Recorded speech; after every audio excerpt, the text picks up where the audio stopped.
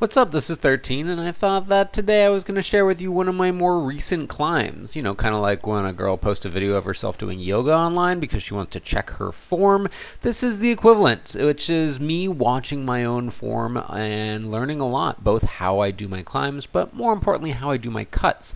And yeah, there's a little element of attention-seeking behavior by posting this type of content online, but to be honest, if I'm putting my life in jeopardy and recording it, isn't that some attention-worthy video? So let me get on topic here and start discussing the fact that I'm climbing about 30 feet up to go sit on top of this branch and then trim this tree. Now, from this particular angle, it looks like the tree is very vertical, but in fact, it's got a really massive lean, and this entire limb is over the property line into the neighboring church's parking lot, and it is in the way of their palm tree growing up. So I am going to remove it. So if you're wondering why I went up the trunk using a lanyard when I clearly had a tie-in point, the reason for that being is because my tie-in point is almost directly over the wall, so I needed to stay off to the side in order to get high enough. Also, from an emotional standpoint, when you're free hanging from the rope and you're swinging around and you're spinning, it is absolutely terrifying. So being tied into the trunk gave me a nice sense of security, even though it doesn't actually change anything, but it does feel really good just to be able to touch something solid. I also tend to take a lot of breaks as I climb, and that's because it's physically demanding, and my heart gets racing, and then all of a sudden I look around and it's terrifying being up there. So it's as much a physical rest as it is a mental recalibration and calming of my nerves. So once I'm in position, Danielle sends me up my chainsaw via my climbing line, and the first saw that I'm using here is my 18 volt 10-inch Makita chainsaw, and this is a great climbing saw. I love it, and you can see that I very easily made that first cut and dropped that limb into the neighbor's parking lot effortlessly, and even the second one dropped perfectly. Now, after those first two cuts, it became pretty obvious to me in the trees that the pine was going to be cutting completely differently than the oak trees that I was more familiar with. So this next limb that I need to remove is substantially larger than the previous two, and it's at a really crazy angle. So I don't really know how I'm going to solve this puzzle when I'm in position. So I try out a few gestures and I decide,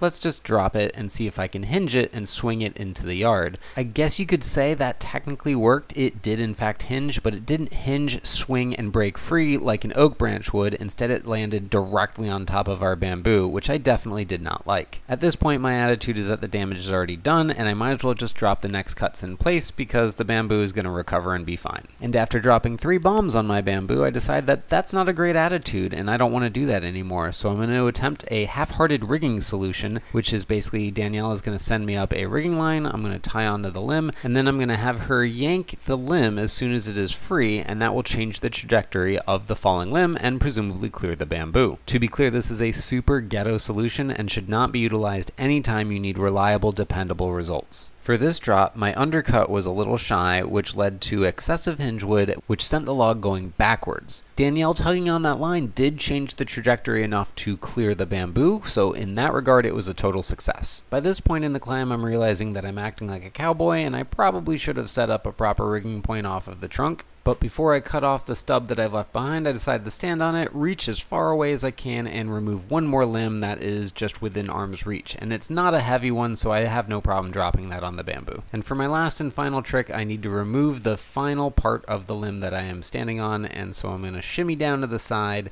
and then I'm going to send down my 10-inch Makita saw, and then have Danielle send me up my full-size 16-inch steel gas-powered saw. And for this log, we're going to do the same type of non-rigged rigging solution that we did on the previous one. By this time, I'm a lot more comfortable cutting pine, and I understand exactly how far I need to cut in order to get clean snaps. And so on this particular one, man, it's a lot closer to the trunk as well, so it didn't need to travel horizontally as far as the previous one. We absolutely nailed it. So you can see that I'm getting all of my pre-cuts in place, and then I'm going to look at her and give her like an okay sign. She's going to give me a thumbs up, and then I'm going to follow through and make the cut, and she's going to yank it. And you see, it goes right past the bamboo, and she excitedly throws the thumbs up there, and that's it, sends the saw back down. At this point, I'm done with my work in the trees, so I am ready to come down. But as I mentioned earlier, if I had just used the primary climbing line and just elevatored straight down like I normally do when I'm done, because I can't wait to get back on the ground, I would have landed somewhere in the bamboo, like on top of the wall. So I lanyarded in again, and then shimmy my way down, and then happily live to tell the story and climb another day. Thanks for watching. See ya!